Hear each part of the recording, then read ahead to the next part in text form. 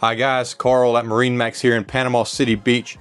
Very excited to show you new to our lot, a 2026 Saxdor 400, a 40-foot pleasure boat, island boat, whatever you want to do with it, a party barge, if you will. It is a lot of space, a lot going on, a lot of people, and makes for a very, very good boat to entertain a lot of people. All right, on the 400, you've got your bow seating with a walkway that can be closed off with a glass pane here into your helm station, where you have twin Simrad screens, a third smaller Simrad screen down below next to the steering wheel, joystick, your controls, phone chargers, bow seating with a refrigerator underneath, access to your cabin below. Here to the port side, you're going to have your sink. You have an optional cooktop, another refrigerator, L-shaped seating around your dining.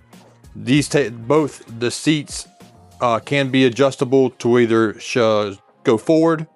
This one over here lay down when both swim platforms are laid down as well, turning the beam into a very, very large beam, probably close to 20 feet when both swim platforms are lowered.